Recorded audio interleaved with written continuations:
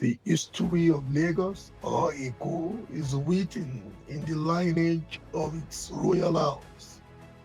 It begins with Ashipa, the man widely regarded as the founder of the Lagos royal dynasty, a man said to be of Benin royal descent.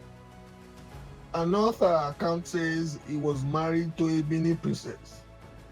Ashipa was sent to Eko as a military commander and representative of the Oba of Benin, laying the complex foundations of kingship from which all subsequent Obas trace their ancestry.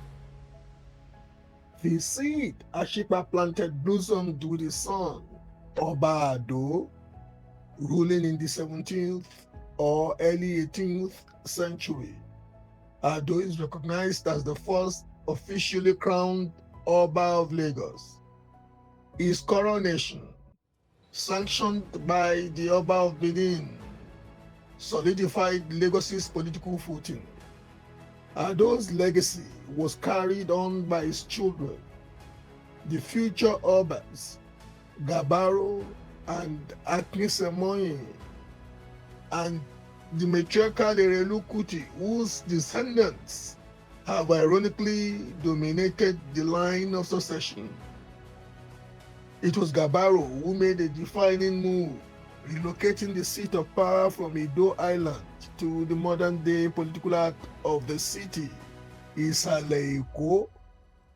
He established the Gaidugoro Palace, the traditional residence of the Yorubas, and formalized the crucial system of Lagos chieftaincy. Gabaro's brother, Akesemoyi, followed, ushering in a new era of international trade. His long reign saw the arrival of Portuguese and Brazilian slave merchants, accelerating Lagos's role in the Atlantic slave trade and bringing new wealth, as well as the expertise of Portuguese craftsmen who helped rebuild the Igaidugoro Palace with tiles from Europe.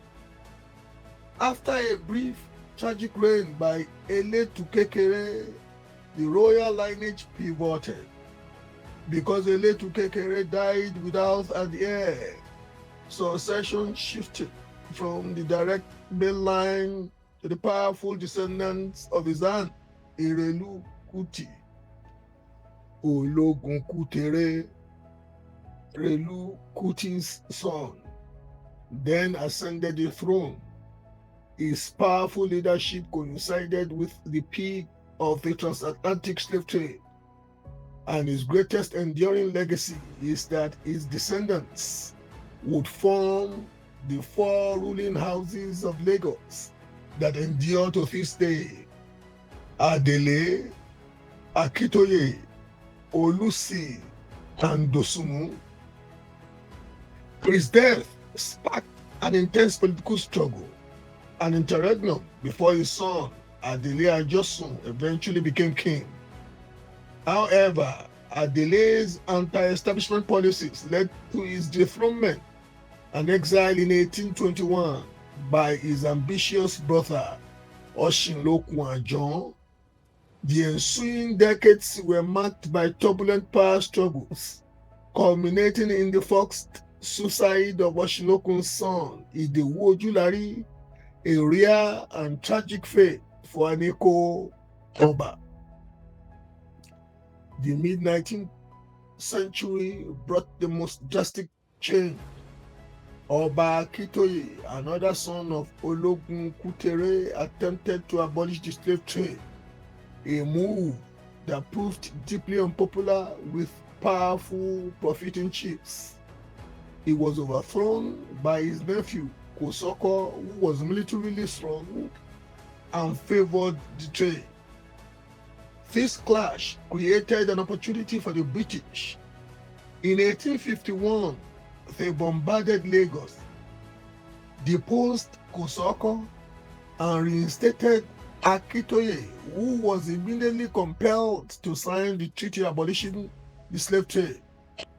This restoration marked the beginning of direct British intervention, and 10 years later, in 1861, Oba Dosunmu was forced to sign the Treaty of Cession, effectively making Lagos a British colony. The subsequent colonial period saw a decline in the Obas' political power, but the throne became a symbol of cultural identity. Esugbayi Eleko, a son of Dosunmu, famously challenged British authority in the Eleko affair, becoming a revered figure of resistance, even while in exile. Indeed, Oba Esugbayi's resistance became the fertile ground on which Herbert Macaulay's nationalistic persona was cultivated and consolidated. After the short reigns of Ibikunle Akitoye and Sanusi Olusi, Esugbayi returned from exile in triumph, only to die shortly after. The throne was eventually stabilized under Falolu Dosunmu and Adeniji Adeleke II, the last Oba before Nigeria's independence in 1960. The modern chapter belongs to the much-loved Adeyinka Oyekan II, whose long reign spanned the late 20th century, and the incumbent ruler Obarilwan Babatunde Oshuolale Aremu Akiolu I, a former high-ranking police officer who continues to represent the history, culture, and influence of the ancient Eco dynasty in the heart of modern Africa's economic powerhouse. Starting January 1st, 2026, on the 69th birthday of a coral city, we will premiere the AI-powered biographical series of Lagos Legends, a rare historical journey through the lives of the boys and both girls who shaped Lagos street culture, music, politics. Subscribe, follow, share. Let history speak through artificial intelligence powered by truth. This is Lagos.